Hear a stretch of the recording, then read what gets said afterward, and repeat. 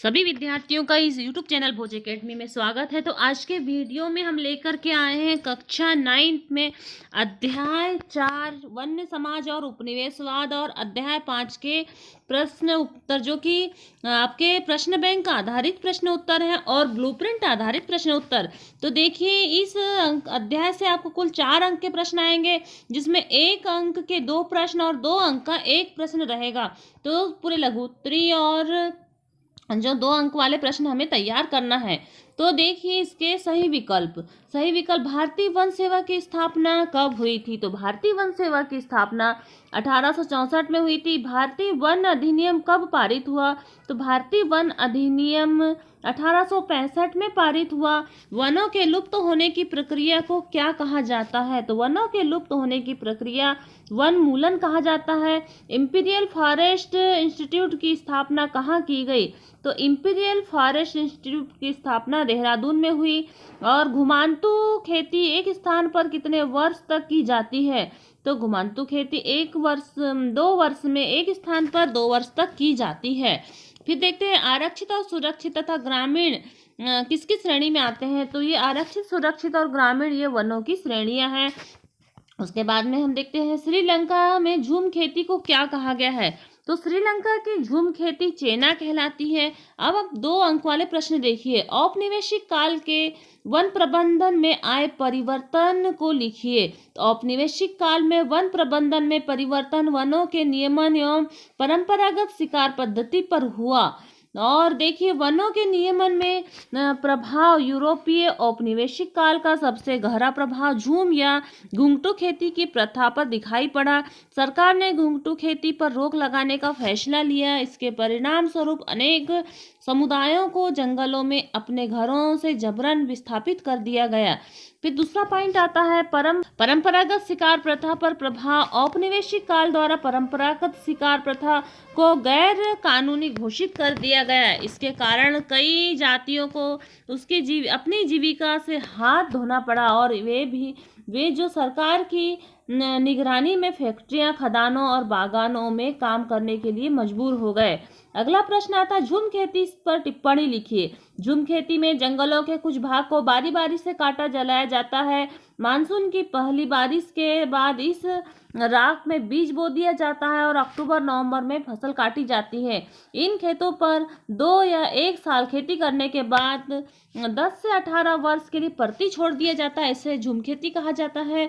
फिर आता है, स्लीपर क्या है? रेलवे के पटरी के आर पार लगी लकड़ी के तख्ते जो पटरी को उसकी जगह पर रोके रखते हैं, स्लीपर कहलाते हैं। उसके बाद में अगला प्रश्न है, वन्य इलाके में रहने वाले लोगों के जीविका उपार्जन के कोई 2 साधन कौन कौन से हैं? तो वन्य इलाकों में रहने वालों के जीविका उपार्जन के साधन निम्न हैं। कंदमूल, फल, पत्ते आदि वन्य उत्पाद, जड़ी बूटियां या को एकत्रित करना और लकड़ी और बांस से बनने वाले परंपरागत वस्तुएं।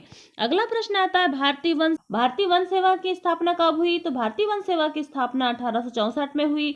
भारत के प्रथम वन निर्देशक कौन थे? तो भारत के प्रथम वन निर्देशक डायट्रिक बेंडिस थे। उसके बाद में हम सही जोड़ियां देखते हैं। तो ये सही जोड़ियां हैं। इसमें देखिए कि दक्षिणी पूर्वी एशिया, तो दक्षिणी पूर्वी एशिया का आंसर आएगा लादिंग। फिर आता है हिंदुस्तान, तो हिंदुस्तान में जो खेती होती थी वह धया कहलाती थी, घुंघटू प्रकार की खेती।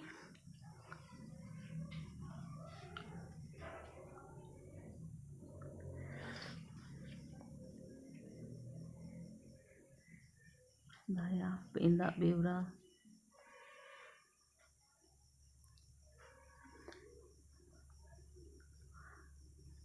उसके बाद देखिए कि अफ्रीका, तो अफ्रीका में चितमेन प्रकार की खेती। और उसके बाद में हम देखते हैं कि मध्य अमेरिका, तो मध्य अमेरिका में मिल्पा। और उसके बाद श्रीलंका, तो श्रीलंका में चेना। और उसके बाद में देखते हैं कि हिंदुस्तान, तो हिंदुस्तान में झूम खेती। तो ये खेती के प्रकार हैं जो कि अलग अलग स्थान पर अलग अलग नाम से जाना जाता है। उसके बाद में प्रश्न देखते हैं कि बस्तर में औपनिवेशिक वन प्रबंधन क्या था। युद्ध से जंगल क्यों प्रभावित हुए। वैज्ञानिक वानिकी क्या है।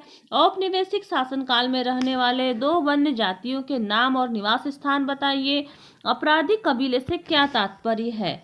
उसके बाद हम देखते हैं अध्याय 5 के प्रश्न उत्तर। तो अध्याय 5 से कुल 2 अंक के प्रश्न आएंगे, मतलब 2 वस्तुनिष्ठ प्रश्न रहेंगे, एक एक अंक के 2 प्रश्न रहेंगे।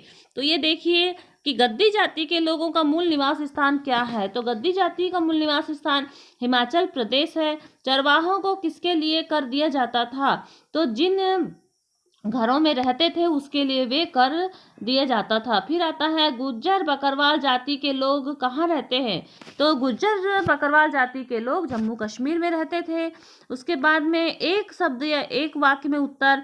तो बुग्याल क्या है। ऊंचे पहाड़ों में स्थित लोगों को बुग्याल कहा जाता है। अपराधी जनजाति अधिनियम कब पारित हुआ। तो यह 1871 में औपनिवेशिक सरकार ने पारित किया था। थार रेगिस्तान कहाँ स्थित है। थार का रेगिस्तान राजस्थान में है। मारू रायका कहाँ रहते हैं। तो यह राजस्थान में रहते हैं। घुंघटू चरवाहा किसे कहा जाता है। तो ऐसे लोग जो एक स्थान पर टिक कर नहीं बल्कि अपनी जीविका के नियमित एक स्थान से दूसरे स्थान घूमते रहते हैं, यह घुंघटू प्रजाति कहलाता है। तो इस प्रकार से यह आपके प्रश्न बैंक आधारित अध्याय 4 और 5 के क्वेश्चन हुए। और इसके बाद में हम आपको अध्याय 1, 2 के जो इतिहास के भी क्वेश्चन आंसर जो प्रश्न बैंक आधारित है उसको डालेंगे। तो लगातार वीडियो को प्राप्त कीजिए और अपनी परीक्षा की तैयारी कीजिए। और आप इस चैनल में यदि नए हैं तो इस चैनल को सब्सक्राइब करें और वीडियो को लाइक करें और वीडियो को अधिक से अधिक शेयर करें ताकि अधिक से अधिक छात्र छात्राओं तक यह वीडियो पहुंच सके। धन्यवाद।